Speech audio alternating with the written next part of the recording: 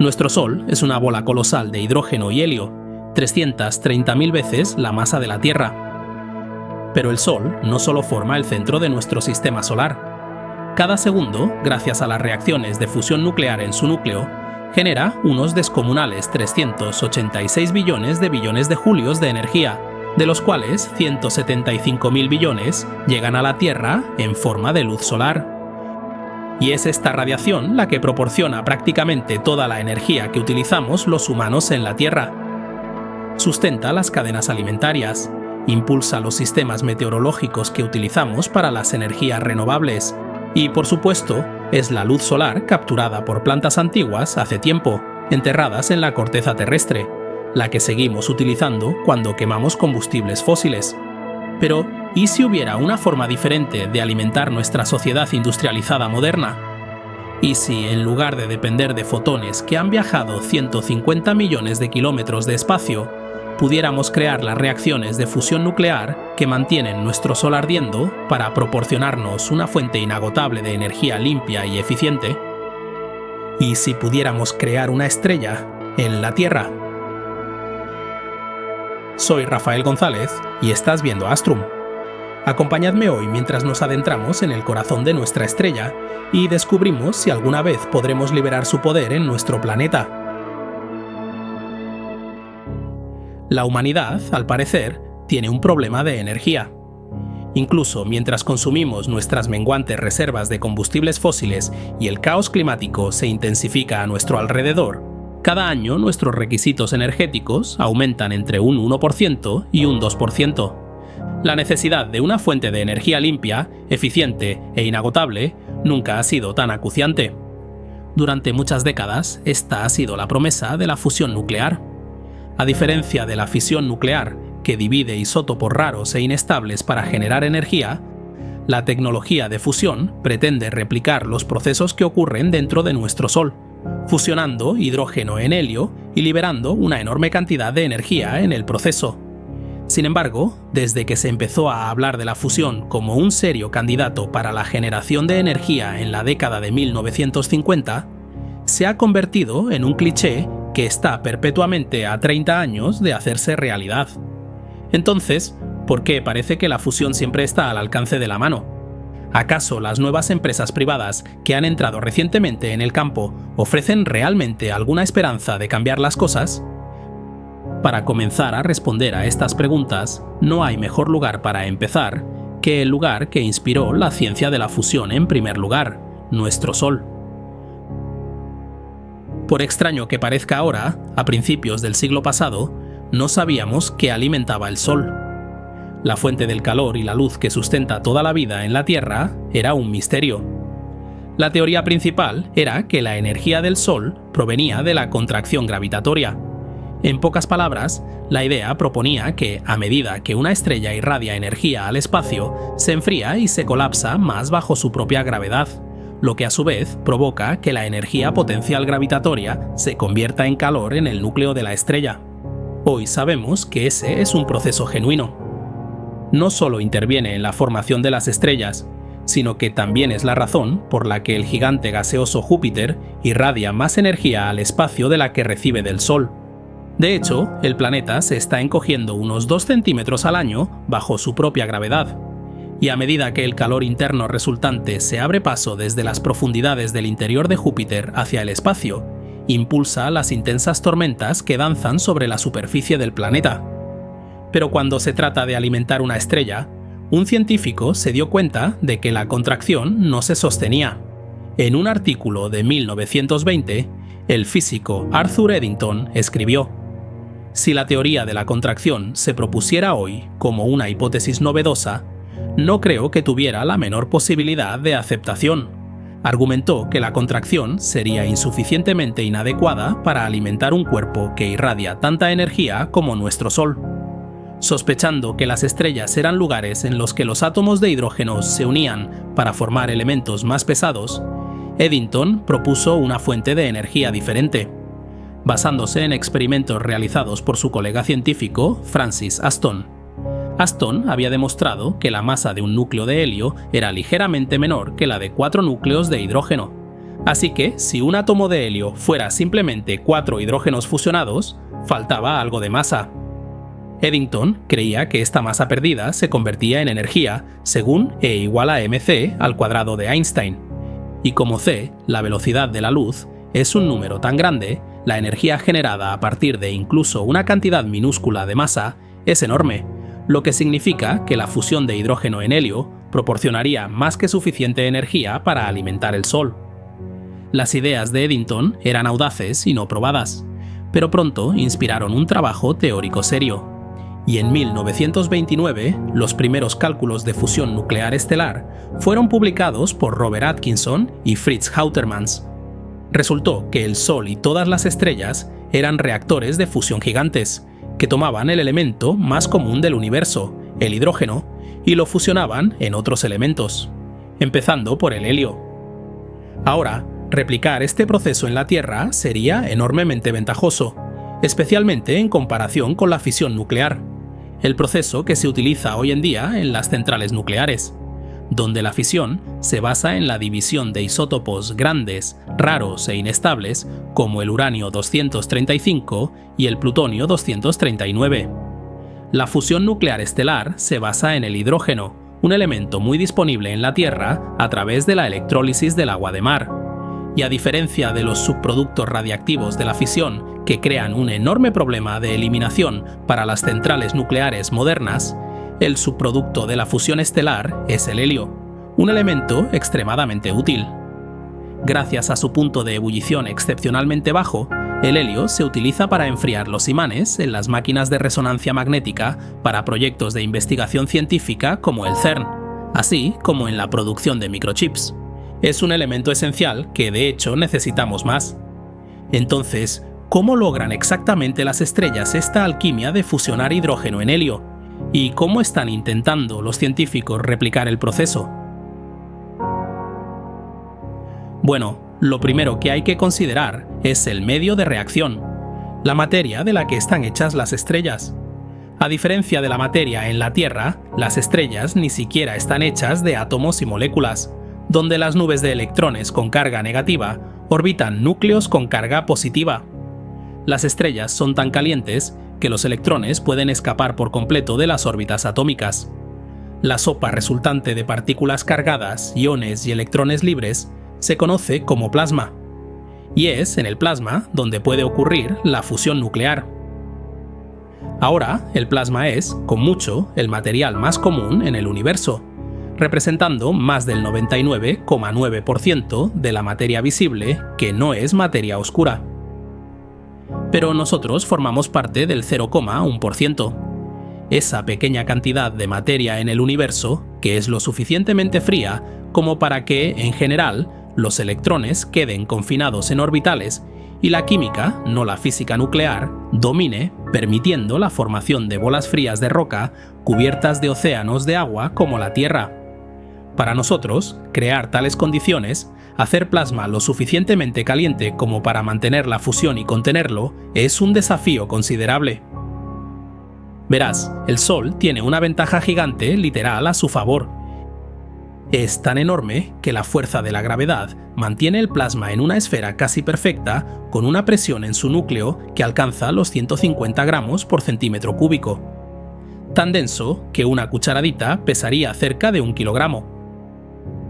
El reactor de fusión más grande de la Tierra, ITER en Francia, un proyecto internacional líder que espera estar operativo en 2034, utilizará solo unos pocos gramos de material de plasma en una cámara de 830 metros cúbicos. Debido a que está bajo una presión tan baja, lo que significa que las partículas no se aprietan como lo hacen en el Sol, este plasma tiene que ser mucho más caliente para lograr la fusión. 150 millones de grados en comparación con los 15 millones de grados Celsius en el núcleo del Sol. Ahora, bastante obvio, no se puede simplemente sostener un material como este en un contenedor hecho de materia normal. Si entrara en contacto con los lados, se enfriaría. Los electrones se condensarían en orbitales atómicos y ya no sería plasma. Y por supuesto, no hace falta decir que el propio contenedor sufriría daños irreparables. Así que el plasma necesita ser aislado en un vacío. se han propuesto dos enfoques para lograr esto. El primero de ellos es la fusión por confinamiento magnético. Dado que el plasma es una sopa de partículas cargadas, iones positivos y electrones negativos, puede ser manipulado por campos magnéticos. La fusión por confinamiento magnético se aprovecha de esto utilizando un anillo de potentes imanes para mantener el plasma en una forma continua de donut en la que puede tener lugar la fusión. Hay una serie de diferentes tipos de aceleradores y dispositivos de inversión de campo, pero el diseño líder se llama tokamak. Este es el tipo de reactor que se utilizará en ITER. En contraste, la fusión por confinamiento inercial, el otro método de confinamiento, se inspira en las bombas termonucleares. Funciona disparando láseres o proyectiles a una pequeña pastilla que contiene combustible de fusión, buscando crear borbotones temporales de plasma que liberan energía de fusión solo durante unos nanosegundos antes de que el plasma se disipe. Ambos enfoques son enormes desafíos de ingeniería que requieren ya sea enormes cantidades de electricidad continua en el caso del confinamiento magnético, o pulsos de electricidad aún mayores extraídos de bancos de condensadores en el caso del confinamiento inercial. Pero no solo las enormes cantidades de energía involucradas ejercen una tremenda presión sobre los componentes que deben ser reemplazados con frecuencia, sino que significa que para que un reactor sea viable, la energía obtenida de la reacción de fusión debe superar la colosal cantidad de energía requerida para iniciarla. Un desafío considerable. Ahora, podrías pensar, seguro que una vez que hayas superado esta hazaña, tendrás más energía de la que has introducido. Eso sería todo. Una gran victoria. Después de todo, el combustible, el hidrógeno, es barato y abundante. Pero no es tan simple. Y para entender por qué, tenemos que volver una vez más a nuestra estrella y a las reacciones de fusión que solo ocurren en las profundidades del núcleo estelar. Es aquí, en el núcleo del Sol, donde el hidrógeno se fusiona en helio a través de una reacción de varios pasos. Primero, dos núcleos de hidrógeno o protones individuales se combinan, y uno de ellos sufre un proceso llamado desintegración beta para transformarse en un neutrón. El núcleo resultante de protón y neutrón es un núcleo de un isótopo pesado de hidrógeno conocido como deuterio. En el siguiente paso, otro protón se combina con el núcleo de deuterio para generar un núcleo de helio 3. En el paso final, dos de estos núcleos de helio 3 se fusionan para producir un núcleo de helio 4 que contiene dos protones y dos neutrones, también conocido como partícula alfa, así como dos protones. Ahora, esto puede sonar bastante sencillo, pero no lo es. La razón es que, incluso en el Sol, hacer que dos protones reaccionen para formar deuterio, el primer paso de la reacción, es muy difícil. En primer lugar, para fusionarse, los protones deben acercarse mucho, unos 10 elevado a menos 15 metros de distancia. Es así como la fuerza nuclear fuerte, la fuerza que mantiene unidos los protones y neutrones en el núcleo de un átomo, entra en juego y los atrae. Sin embargo, para dos protones con carga positiva, acercarse tanto significa superar una inmensa cantidad de repulsión electrostática. Tanto es así que incluso la energía cinética proporcionada por las condiciones extremas en el corazón del Sol, donde los protones viajan a unos 500 km por segundo, es insuficientemente insuficiente. De hecho, los protones solo tienen aproximadamente una milésima parte de la energía cinética que necesitan para superar esta barrera. Resulta que la única razón por la que el Sol puede mantener la fusión es porque intervienen efectos cuánticos. Ahora, puede que recuerdes que, según la física cuántica, los protones no solo actúan como partículas, sino también como ondas. Este comportamiento ondulatorio significa que, en 10 elevado a 28 interacciones protón-protón, los protones pueden superar esta barrera de energía, acercándose lo suficiente como para que la fuerza nuclear fuerte los atraiga. Esto se llama efecto túnel cuántico. Pero incluso cuando los protones son atraídos de esta manera, todavía hay otro efecto con el que lidiar. La fuerza que media la conversión de uno de los protones en un neutrón es la fuerza débil, que, debido a que está controlada por el masivo bosón W, es muy ineficiente. Esto lleva a que el producto más probable de la reacción protón-protón sea un par de protones que inmediatamente se desintegra en protones individuales. Juntos, estos efectos significan que la tasa de conversión de protones en nuestra estrella es extremadamente lenta. En promedio, un protón esperará 10.000 millones de años antes de sufrir fusión. De hecho, la única razón por la que la reacción protón-protón procede en absoluto es porque hay una gran cantidad de protones en el Sol, lo que le permite convertir 600 millones de toneladas de hidrógeno en 596 toneladas de helio cada segundo. Esto suena mucho, pero en realidad es solo una pequeña fracción del hidrógeno disponible para la fusión. Ahora, deteniéndonos un momento para mirar el panorama general, estos son muy buenas noticias para nosotros, terrícolas. Significa que, en lugar de aniquilarse en una explosión termonuclear gigante, el Sol ha estado quemando suavemente sus reservas de hidrógeno durante unos 4.600 millones de años y seguirá haciéndolo durante al menos unos miles de millones más. Es solo porque los protones son tan lentos en convertirse en deuterio que estamos aquí. Para la fusión en la Tierra, por el contrario, son malas noticias. Significa que la probabilidad de que ocurran reacciones protón-protón, donde tenemos mucho menos plasma y mucho menos tiempo, es esencialmente cero. De hecho, la reacción nunca se ha medido experimentalmente. De hecho, si se considera el problema de la manera más básica y fundamental, es estadísticamente imposible lograr la fusión protón-protón en la Tierra de forma significativa. Entonces, ¿qué están haciendo todos estos investigadores de fusión? ¿Por qué nos molestamos en intentarlo? Bueno, no están intentando fusionar protones. En cambio, están tratando de fusionar combinaciones alternativas de núcleos que son mucho más reactivas. En la década de 1930, Mark Oliphant, un estudiante de Ernest Rutherford, realizó una serie de experimentos. Disparó núcleos de deuterio unos contra otros, generando otros isótopos exóticos de hidrógeno y helio, demostrando así que los núcleos de hidrógeno pesado podían reaccionar entre sí. Hoy en día, los científicos de fusión prefieren una combinación que se utilizó por primera vez en la bomba H, una que es 24 órdenes de magnitud más reactiva que los protones solos. Es el deuterio. Recuerda que este es hidrógeno pesado clásico que consiste en un protón y un neutrón, y el tritio, el isótopo aún más pesado del hidrógeno, con un protón y dos neutrones en su núcleo.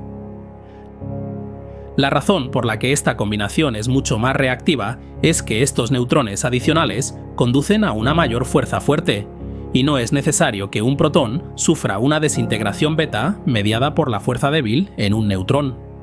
Ahora, el deuterio y el tritio no solo son más reactivos que los protones que alimentan el Sol, también dan lugar a diferentes productos de reacción. En lugar de generar una partícula alfa y dos protones, producen una partícula alfa y un neutrón. Pero, al igual que la cadena de reacción protón-protón, todavía producen una tonelada de energía que podemos utilizar para generar electricidad. Un solo gramo de combustible de deuterio-tritio contiene energía equivalente a 9.000 litros de petróleo. Entonces, si hemos identificado materiales de partida más reactivos que nos dan mucha energía, ¿cuál es el problema ahora? Bueno, no es un problema, sino problemas. Empecemos por esos neutrones. Al ser más ligeros que las partículas alfa, transportan la mayor parte de la energía de la reacción de fusión y por lo tanto deben ser capturados para que su energía pueda ser utilizada. Pero controlar una partícula subatómica sin carga no es tarea fácil. Los neutrones no se ven afectados por los potentes campos magnéticos que confinan el plasma y por lo tanto salen del reactor en todas direcciones a la velocidad de la luz. Para hacer frente a esto, la mayoría de los diseños de reactores utilizan algo llamado manta, una capa que rodea la cámara de reacción y está diseñada para absorber neutrones de alta energía y calentarse. Este calor puede ser utilizado para generar vapor, accionar una turbina y generar electricidad. Pero este enfoque está lejos de ser perfecto. Los neutrones no solo son absorbidos por la manta, rebotan por todas partes, dañando todo lo que golpean. Esto limita enormemente la vida útil de muchos componentes, especialmente las paredes del reactor. Otro problema surge de los propios reactivos. Si bien el deuterio es relativamente común, se extrae fácilmente del agua de mar y es barato a $13 el gramo, el tritio no lo es. Tiene una vida media de solo 12,3 años. Y la única fuente comercial son los 19 reactores nucleares de deuterio-uranio de Canadá, que producen solo medio kilogramo de tritio al año como producto de desecho. Ahora, se estima que una planta de fusión comercial requeriría alrededor de 125 kilogramos de tritio al año para funcionar. Las reservas mundiales actuales de tritio son de unos 25 kilogramos, y como la mitad de los reactores de Canadá están programados para ser desmantelados esta década, esta minúscula reserva se descompondrá literalmente. Pero por supuesto, los científicos tienen una solución bajo la manga para el problema del suministro de tritio. Además de transportar energía fuera del reactor, esos neutrones de alta energía, producidos por la fusión deuterio-tritio, pueden ser utilizados para algo llamado crianza de tritio. La idea es que la manta que rodea el reactor esté hecha de una sustancia que genera tritio cuando es bombardeada por neutrones. La sustancia preferida por la mayoría de los investigadores de fusión es el litio, que al absorber un neutrón, útilmente, se desintegra en un átomo de helio y tritio. Sin embargo, como siempre en la fusión, esta solución viene con su propio problema. Si cada reacción de fusión deuterio-tritio genera un neutrón, que a través del litio se puede usar para generar un tritio, necesitarías operar con una eficiencia imposible del 100% para evitar que tu suministro de tritio disminuya. La respuesta que la mayoría de los investigadores de fusión prefieren es añadir capas de otros elementos como el berilio, que pueden actuar como multiplicadores de neutrones, absorbiendo un neutrón y emitiendo dos. Pero el berilio no solo es tóxico, sino que también escasea y está contaminado con uranio, que luego, bombardeado con neutrones, produce subproductos radiactivos, lo cual no es ideal. Y en cualquier caso, existen preocupaciones de que incluso con la cría, la mayoría de los reactores tendrían dificultades para generar suficiente tritio para ser viables. Así que, en este punto, podríais estar pensando, un momento. Parece que muchas de las ventajas anunciadas de la fusión, energía abundante, materiales de partida abundantes, subproductos inocuos, si acaso útiles, están desapareciendo. Bueno, tendríais razón. No estamos fusionando hidrógeno, o al menos no los mismos isótopos de hidrógeno que una estrella fusiona. Y no solo estamos produciendo helio, sino también un montón de otros productos radiactivos. La simple verdad, no importa lo que digan los titulares, es que no podemos crear una estrella en la Tierra. Y los atajos para crear algo que se le asemeje crean un mundo de desafíos de ingeniería. Es por eso que desde que se concedió la primera patente de reactor de fusión en 1946, la fusión siempre ha parecido estar al alcance de la mano. Cada solución viene con un nuevo conjunto de problemas. Pero no toda esperanza está perdida. En los últimos años, las cosas parecen estar cambiando con algunos avances científicos enormemente significativos. En diciembre de 2022, por primera vez, se obtuvo más energía de una reacción de fusión de la que se requirió para iniciarla. Un desafío que había eludido a los investigadores durante décadas. En la National Ignition Facility, un reactor inercial a escala de investigación en Estados Unidos, se obtuvieron 3,15 megajulios de energía de una pequeña pastilla de combustible de té, utilizando una entrada de energía de 2,05 megajulios. Luego, a finales de 2023, el reactor experimental JET en el Reino Unido, un tokamak, generó un récord mundial de 69 megajulios de energía a partir de solo 0,2 miligramos de combustible de té. Y mientras las instalaciones internacionales como ITER se acercan a su funcionamiento, también ha entrado en el campo una avalancha de inversión privada que explora tecnologías de fusión alternativas. Una es Commonwealth Fusion Systems, con sede en Massachusetts y respaldada por Google, Nvidia y Bill Gates. Propone el uso de imanes superconductores de alta temperatura para producir un tokamak más compacto. CEFS afirma que tendrá una planta comercial en funcionamiento a principios de la década de 2030. Otra empresa con sede en el estado de Washington, Helion, cree que llegará aún antes. Respaldada por gente como Sam Altman, esta empresa ha adoptado un enfoque completamente nuevo en el diseño de reactores. Dispara dos anillos de plasma uno contra otro a 1.000.000 kilómetros por hora para generar condiciones de fusión, una especie de punto intermedio entre el confinamiento magnético e inercial. Este enfoque les permite reaccionar deuterio, no con tritio, sino con un isótopo reactivo de helio, el helio 3, eliminando por completo el problemático tritio. El uso de helio 3 es clave para el enfoque de Helion porque, en lugar de producir una partícula alfa y un neutrón, estos reactivos generan una partícula alfa y un protón. Fundamentalmente, esto significa que no hay partículas neutras saliendo disparadas del reactor transportando toda la energía. La energía se retiene dentro del propio plasma. A medida que avanza la reacción, la energía genera un aumento de la presión interna y un cambio en el campo magnético, que puede utilizarse para generar electricidad directamente, sin turbinas de vapor victorianas involucradas en absoluto. Entonces, ¿cuál es el truco?, podrías preguntarte. Bueno, al igual que el tritio, el helio 3 es increíblemente raro y también tiene que ser criado, esta vez a partir de una reacción deuterio-deuterio, y este proceso genera esos molestos neutrones que dañan el reactor. Una de las soluciones propuestas por Helion es separar las dos reacciones, teniendo plantas comerciales que utilizarán deuterio helio 3 y reactores alimentadores específicamente para generar helio 3, que tienen vidas útiles más cortas planificadas. Pero hay otro problema con el deuterio helio 3. Esta mezcla requiere temperaturas y densidades de combustible mucho más altas que el combustible convencional de deuterio-tritio. Se necesitan enormes pulsos de electricidad cada vez que el reactor se enciende para generar condiciones de fusión, lo que ejerce una inmensa presión sobre los suministros eléctricos y los componentes del reactor. Es un considerable obstáculo de ingeniería a superar para Helion, mientras la empresa se embarca en la construcción de su primer reactor a escala comercial. Pero el CEO David Courtley afirma que esta planta estará operativa y suministrando energía a los centros de datos de Microsoft para 2028. Ahora, si esto sucederá o no, solo el tiempo lo dirá.